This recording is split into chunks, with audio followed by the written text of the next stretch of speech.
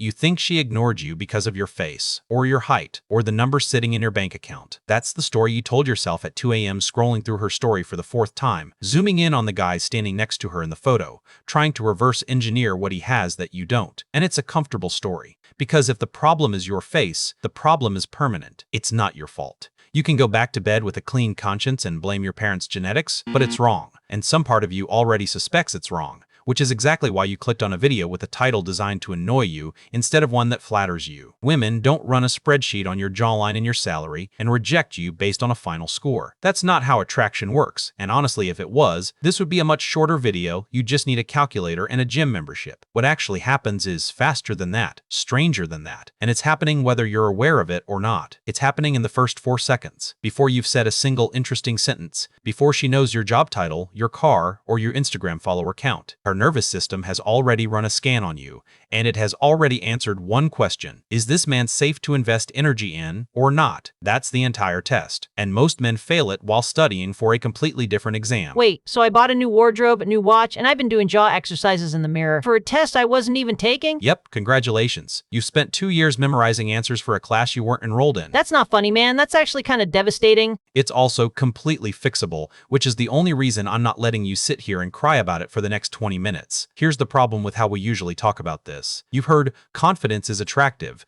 So many times it's become wallpaper. It means nothing anymore. It's a phrase people repeat when they don't actually understand the mechanism underneath it. So today we're opening it up and looking at the wiring, because what's actually happening is a lot stranger and a lot more mechanical than just be confident, bro.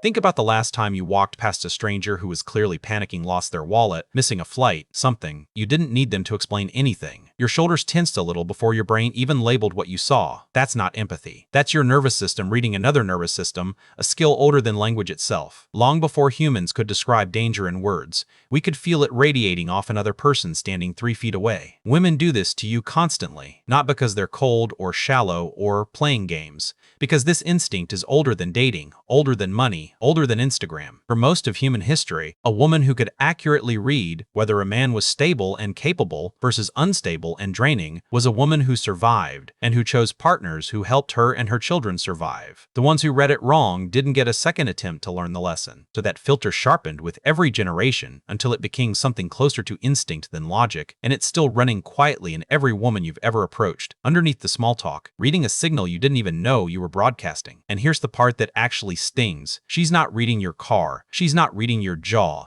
She's reading your energy. Is it steady or is it leaking? This is where it stops being a dating tip and starts explaining your entire life, because that leak doesn't begin in a conversation with a woman. It begins in your bank account at 1 a.m. in that specific flavor of dread when you check the balance and immediately regret it. It begins in your body in the half second you catch your reflection and look away too fast. It begins in your own head in a running commentary that never once says you're enough and always insists you need to be more before anyone will want you. That anxiety doesn't stay locked inside your skull where it's polite. It leaks out through your shoulders, your voice, your eye contact, the speed of your replies, the laugh that comes half a second too early just to fill a silence you couldn't survive. Your nervous system is broadcasting a live signal at all times, and she has spent her entire life becoming an expert receiver. So when you walk up to her, running low on money, low on energy, low on self-respect, and try to cover all three with a good haircut and a rehearsed opening line, she isn't rejecting the haircut, she's rejecting the leak underneath it. Sit with that for a second, because this is the exact moment most men either wake up or shut the video off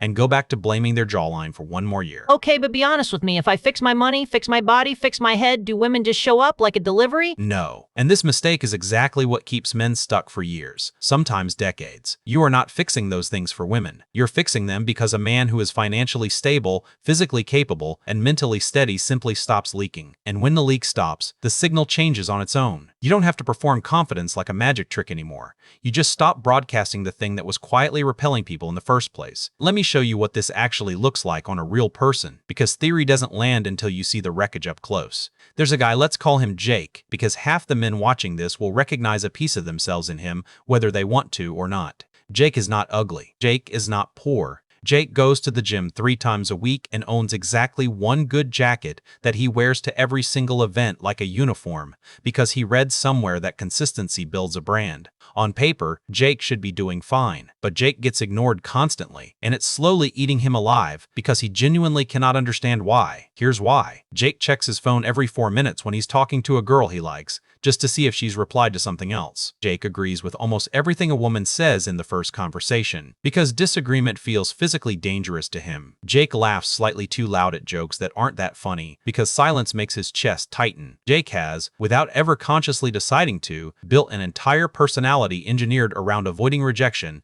and that personality reeks of exactly the thing he's trying to hide. Every one of those tiny behaviors is a signal flare that says, "I need your approval more than you need mine," and the female nervous system reads that flare from across the room before Jake has even said his name. There's a second version of Jake, too, the one who overcorrected. Guy, he watched a few videos about high-value men and decided the fix was to act cold, disinterested, hard to reach. He waits 3 hours to text back on purpose. He barely smiles. He treats warmth like a weakness he can't afford to show. And it still doesn't work, because that's not stability. Either that's just a different flavor of anxiety wearing a nicer jacket. Real stability was never about being cold. It was never about being loud. It's about being the same temperature whether she replies in 5 minutes or 5 hours. Jake thinks his problem is his face. His actual problem is that his nervous system is louder than his words in one direction or the other. I do the phone thing. I check it to see if she's typing. Comfy. That's basically half the comment section right now, and they know it. Go ahead, type it below. I do the phone thing. Let's see how many of you are secretly Jake. Now let's go somewhere most videos on this topic never go, because this is where it actually gets interesting. Now, there's a woman on the other side of this equation too, and her side of the story explains something men almost never think about. Why the exact same woman can reject one guy in a suit and go home with a guy in a hoodie who couldn't afford the drink he just bought her. Meet Sarah. Sarah is 26. She's been on more first dates this year than she can count, and she has developed something psychologists would recognize instantly, a finely tuned detector for exactly the leak we've been describing. Not because she studied psychology, because every woman who's dated in a city for more than a year has accidentally become fluent in reading nervous systems, the same way anyone who's worked retail for a decade can spot a shoplifter before security even looks up. As Sarah goes on a date with a guy who has a great job, a nice car, and asks her 4 questions about herself in the first 10 minutes, which sounds great on paper. But somewhere around question 3, she notices he's not actually listening to her answers. He's waiting for his turn to talk. His eyes do a tiny flick toward his own reflection in the restaurant window. He orders wine and mentions the vintage a little too proudly. None of this is a red flag on its own. But Sarah's nervous system isn't grading individual flags, it's reading the total broadcast. And the broadcast says, "This man needs me to be impressed more than he wants to know who I am." 2 nights later, she goes for coffee with a guy who has a much smaller job, a much older car, and spends most of the date actually laughing, real laughing, not performance laughing at things she says. He disagrees with her once, gently, about a movie and doesn't apologize for it or backtrack. He's not trying to win, he's just there. Sarah can't fully explain it afterward, but she describes the difference to her friend in one sentence: "He didn't need anything from me." That sentence is the entire video, compressed. This is not about niceness versus meanness, generous versus cheap, funny versus boring. It's never been about money at all. It's about which man's nervous system is quiet enough to actually be in the room with her, instead of running a background process calculating whether he's winning. Okay, so wait, are you telling me broke but calm guy beats rich but nervous guy every single time? Every time? Oh no? Every time? Not every time.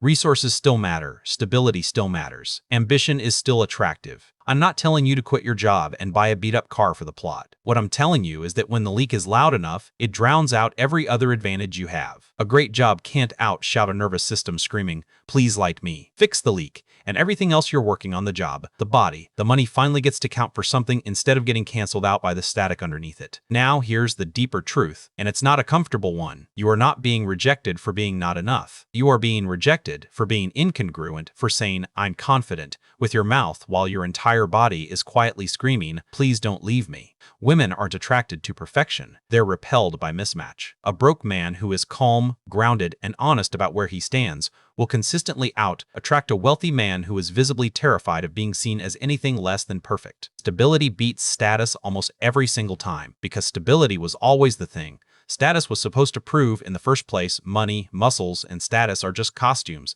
people wear hoping nobody notices the leak underneath. If you actually understand that one sentence, that attraction is not something you manufacture, it's something you stop sabotaging you. Now understand more about human behavior than most men figure out in 10 years of dating apps and gym selfies. Quick pause here. If you've made it this far without skipping, I want you to actually notice that. Most men clicked a video with a title that hurt their ego, and they're still here, still listening, instead of closing the tab to protect their feelings. That already puts you ahead of the guy still blaming his jawline in the comments of some other video right now. Keep going. This next part is where all of this becomes something you can actually use tonight. So how do you fix the leak instead of patching it with another haircut? You need what I call the congruence code, 3 layers that all have to line up, or the whole signal collapses, no matter how good any single layer looks on its own. Layer 1, internal stability. This isn't think positive thoughts. This is closing the open loops quietly draining your nervous system all day, the overdue task you keep avoiding, the money conversation you dodge, the friendship you already know is toxic but haven't ended. Every unresolved thing sitting in the back of your mind is a small leak, and she can feel the total sum of all of them even if she couldn't name a single one specifically. There's a reason therapists call this cognitive load. Your brain only has so much processing power, and every unresolved problem quietly eats a slice of it, leaving less of you actually present in the room with her. Layer 2, physical signal. Your body speaks before your mouth opens. Posture, walking pace, how still you can sit without fidgeting, all of it communicates whether you're a man comfortable simply existing or a man permanently bracing for something bad to happen. You don't need to look like a magazine cover. You need to look like nothing is chasing you. Watch how a man who lifts heavy weights 3 times a week walks into a room compared to 6 months earlier. Nobody taught him a new walk. His nervous system just finally has evidence that his body can handle things, and that evidence changes how he occupies space without him trying. Layer 3, social proof of frame. This is simply whether your life has other things running in at work, friends, goals, projects you actually care about that don't orbit around her attention. A man whose entire world doesn't rotate around one woman feels safe to be around, because he clearly isn't going to collapse if she says no. This is also why the high-value guys who fake it by pretending to be busy so obviously fail a real frame doesn't need to be announced. Jake's overcorrected version tried to fake this layer by ignoring text on purpose, and it read as fake because it was fake. You can't perform a full life. You either have one or you don't. Here's the part most self-improvement videos skip. These 3 layers aren't separate hobbies you work on one at a time. They're the same leak wearing 3 different costumes. Fix the finances and layer 1 gets quieter. Fix the body and layer 2 starts speaking a calmer language. Build a life with real direction, and layer 3 fills itself in without you performing anything. This is why chasing women directly almost never works, and building an undeniable life almost always does. You're not distracting yourself from the goal. You're finally repairing the actual mechanism that was broken the whole time. And this is exactly why so many men get the timeline backwards. They think, get the girl, then feel secure. It's the other way around every single time. Feel secure,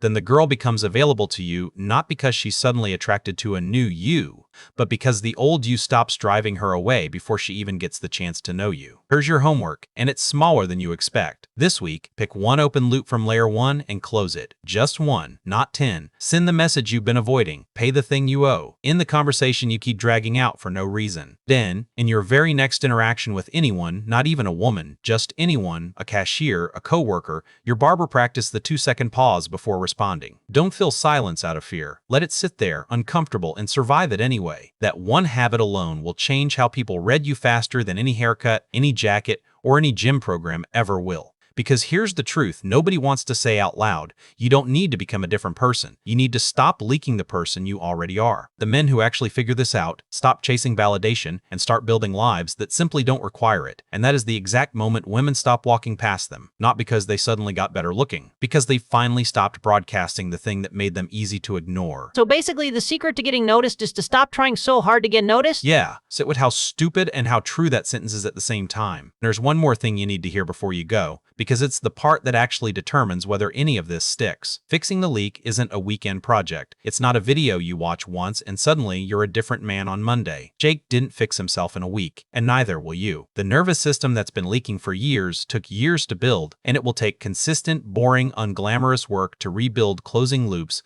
lifting weights nobody's watching, sitting in silence you used to run from. Nobody claps for that work. Nobody posts it. But it's the only version of this that actually holds when the pressure's on a real date, with a real person, not a comment section. If this rearranged something in your head tonight, don't just watch it like entertainment and forget it by tomorrow morning. Comment the layer you know you're failing right now: internal stability, physical signal, or social proof of frame. Now, be honest, nobody here is grading you. and send this to the one friend who's still blaming his jawline. He needs this more than the algorithm needs another like. I'll see you in the next one.